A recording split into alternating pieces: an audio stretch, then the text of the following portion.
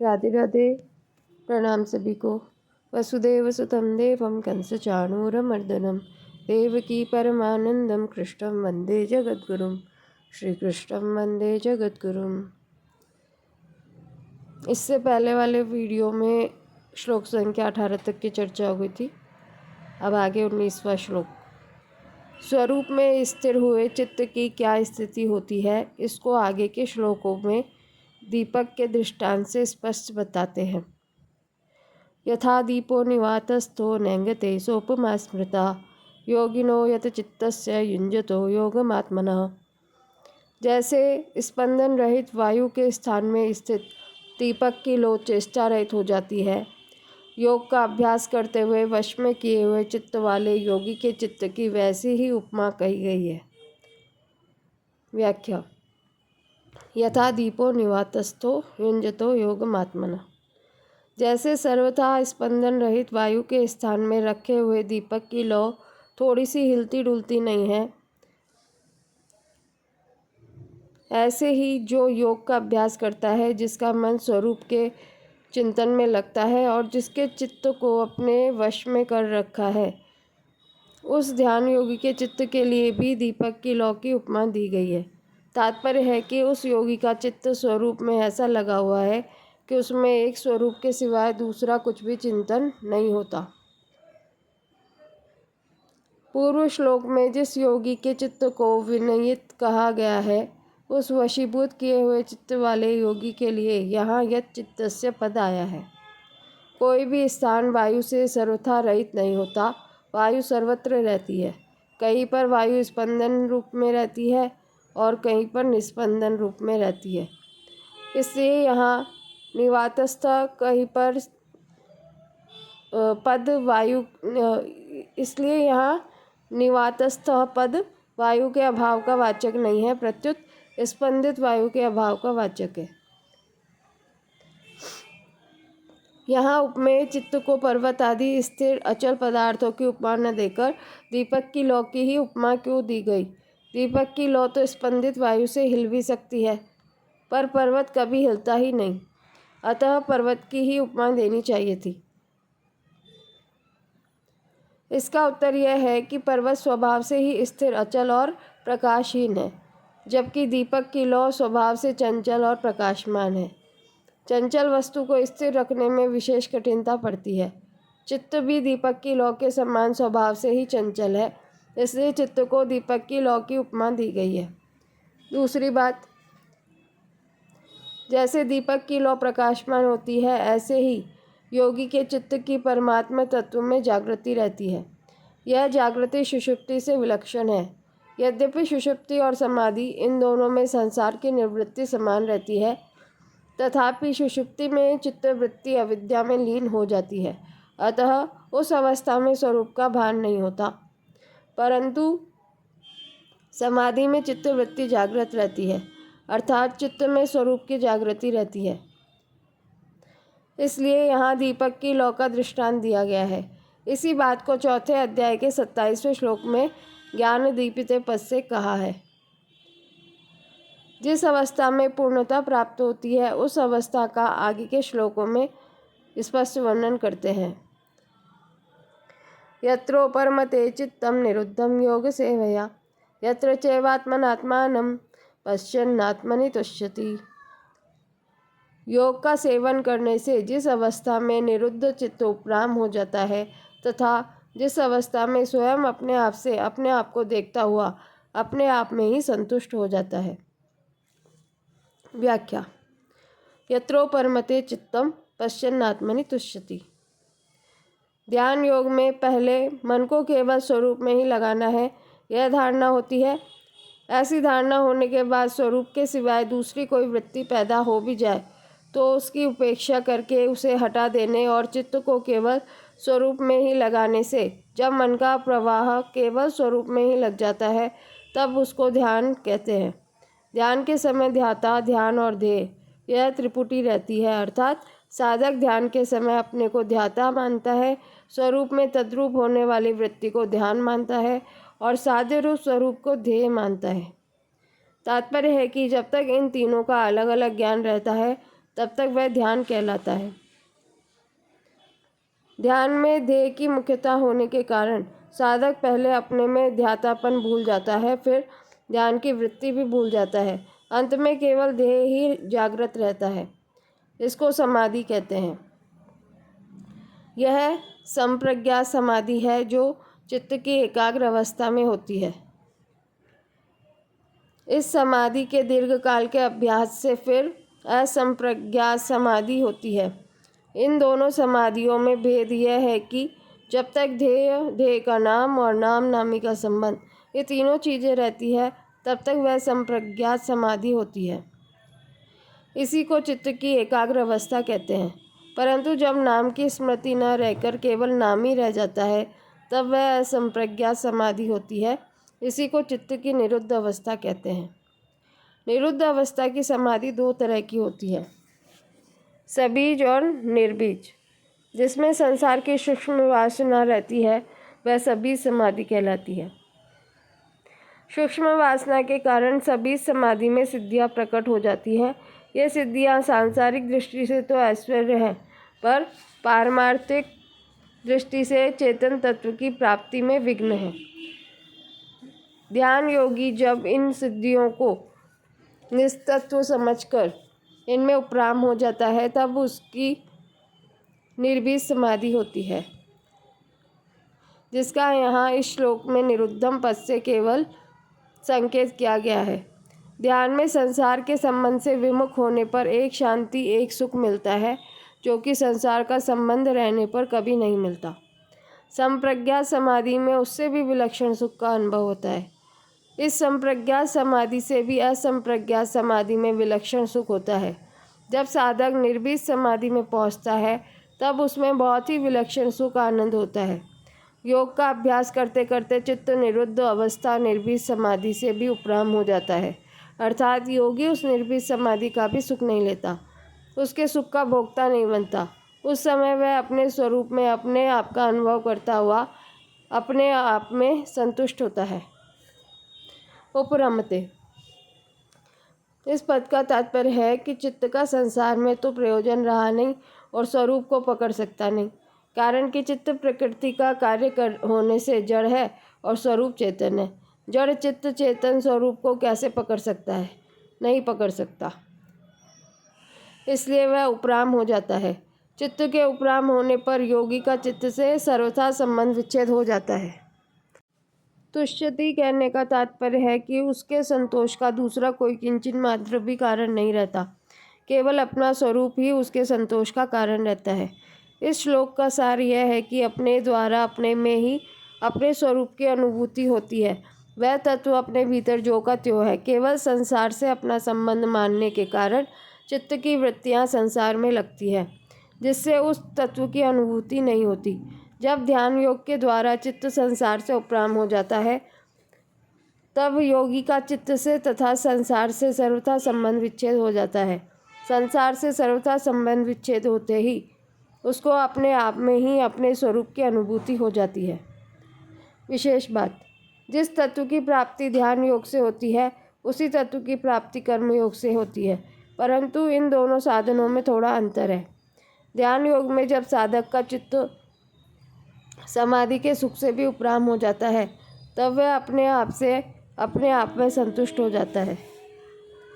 कर्म योग में जब साधक मनोगत संपूर्ण कामनाओं का सर्वथा त्याग कर देता है, तब वह अपने आप में संतुष्ट होता है।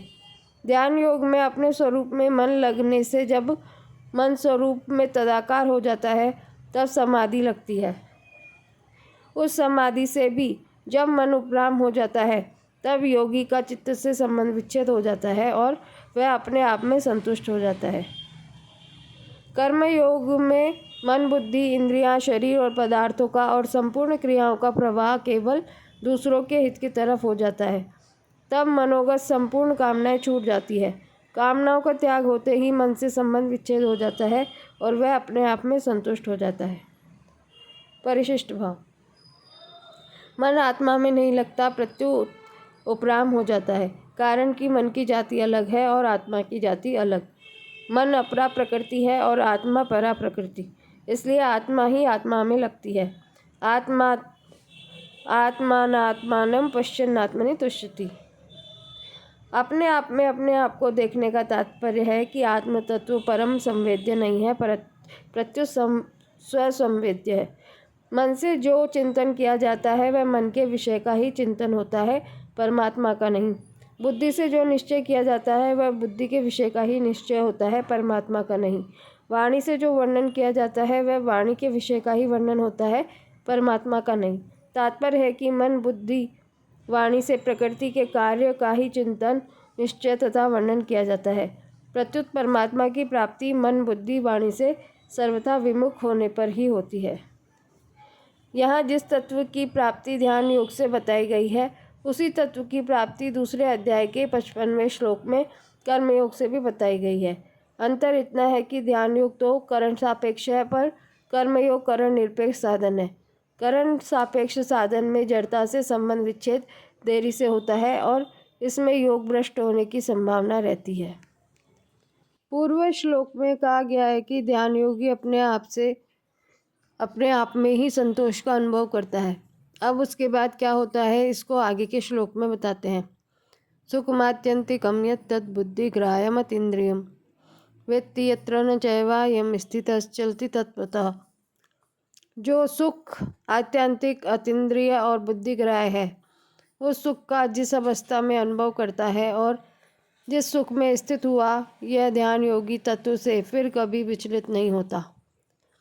व्याख्या। सुखमात्यंतिकम यत्, ध्यान योगी अपने द्वारा अपने आप में जिस सुख का अनुभव करता है, प्राकृत संसार में उस सुख से बढ़कर दूसरा कोई सुख हो ही नहीं सकता और होना संभव ही नहीं। कारण कि यह सुख तीनों गुणों से अतीत और स्वतः सिद्ध है। यह संपूर्ण सुखों की आखिरी हद है, सा काष्ठा सा परागति। इसी सुख को अक्षय सुख, अत्यंत सुख और एकांतिक सुख कहा गया है। इस सुख को यहाँ आत्यंतिक कहने का तात्पर्य है कि यह सुख सात्विक सुख से विलक्षण है। कारण कि सात्विक सुख तो परमात्मा विषयक बुद्धि की प्रसन्नता से उत्पन्न होता है, परंतु यह आत्यंतिक सुख उत्पन्न नहीं होता, प्रत्युत यह स्वतः सिद्ध अनुत्पन्न सुख है। अतीन्द्रियम, इस सुख को इंद्रियों से अतीत बताने का तात्पर्य है कि सुख राजस सुख से विलक्षण है। राजस सुख सांसारिक वस्तु, व्यक्ति, पदार्थ, परिस्थिति आदि के संबंध से पैदा होता है और इंद्रियों द्वारा भोगा जाता है। वस्तु, व्यक्ति आदि का प्राप्त होना हमारे हाथ की बात नहीं है और प्राप्त होने पर उस सुख का भोग उस विषय के ही अधीन होता है। अतः राजस सुख में पराधीनता है, परंतु आत्यंतिक सुख में पराधीनता नहीं है। कारण कि आत्यंतिक सुख इंद्रियों का विषय नहीं है। इंद्रियों की तो बात ही क्या है, वहाँ मन की भी पहुँच नहीं है। यह सुख तो स्वयं के द्वारा ही अनुभव में आता है, अतः इस सुख को अतीन्द्रिय कहा है। बुद्धिग्राह्यम, इस सुख को बुद्धिग्राह्य बताने का तात्पर्य है कि यह सुख तामस सुख से विलक्षण है। तामस सुख निद्रा, आलस्य और प्रमाद से उत्पन्न होता है।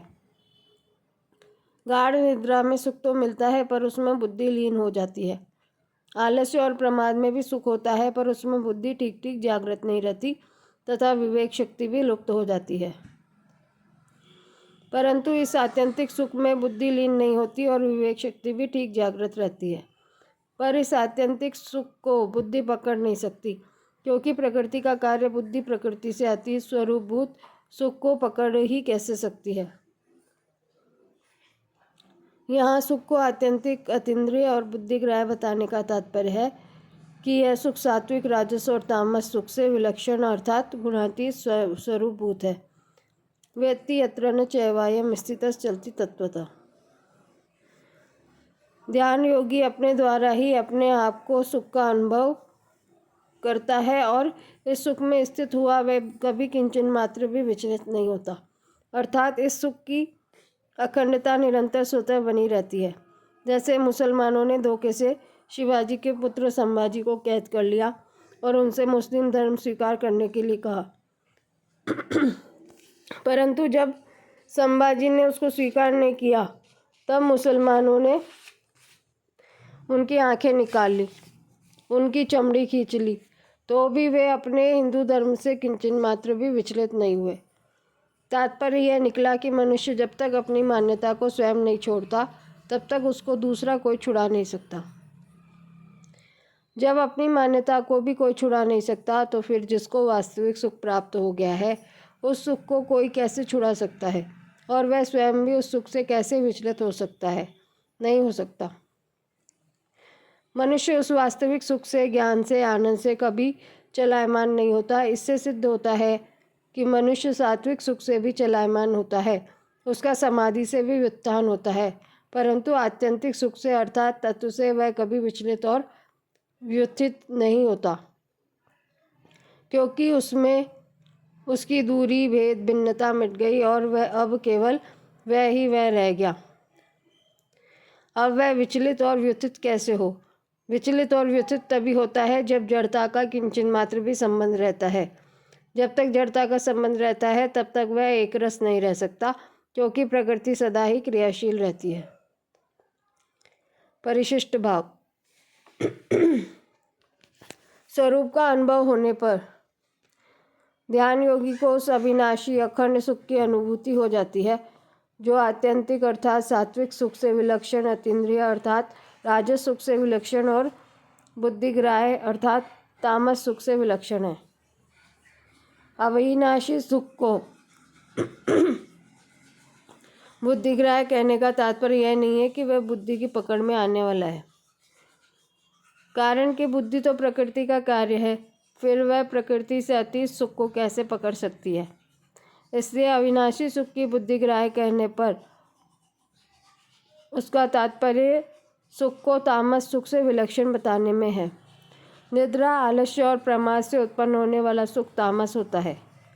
गाढ़ निद्रा में बुद्धि अविद्या में लीन हो जाती है और आलस्य तथा प्रमाद में बुद्धि पूरी तरह जागृत नहीं रहती, परंतु स्वतः सिद्ध अविनाशी सुख में बुद्धि अविद्या में लीन नहीं होती, प्रत्युत पूरी तरह जागृत रहती है। ज्ञान दीपिते। अतः बुद्धि की जागृति की दृष्टि से ही उसको बुद्धिग्राह्य कहा गया है। वास्तव में बुद्धि वहाँ तक पहुँचती ही नहीं। जैसे दर्पण में सूर्य नहीं आता, प्रत्युत सूर्य का बिंब आता है, ऐसे ही बुद्धि में वह अविनाशी सुख नहीं आता, प्रत्युत उस सुख का बिंब आभास होता है। इससे भी उसको बुद्धिग्राह्य कहा गया है। तात्पर्य यह हुआ कि स्वयं का अखंड सुख सात्विक, राजस और तामस सुख से भी अत्यंत विलक्षण अर्थात गुणातीत है। उसको बुद्धिग्राह्य कहने पर भी वास्तव में वह बुद्धि से सर्वथा अतीत है। बुद्धियुक्त चेतन ही बुद्धिग्राह्य है, शुद्ध चेतन नहीं। वास्तव में स्वयं प्रकृति से मिल सकता ही नहीं, पर अपने को मिला हुआ मान लेता है। यह इदम धार्यते जगत। ध्यान योगी तत्व से चलायमान क्यों नहीं होता, इसका कारण आगे के श्लोक में बताते हैं। यम लब्ध्वा चापरम लाभम मन्यते नाधिकम तथा यस्मिन् स्तुतो न दुःखेन गुरुणापि विचाल्यते।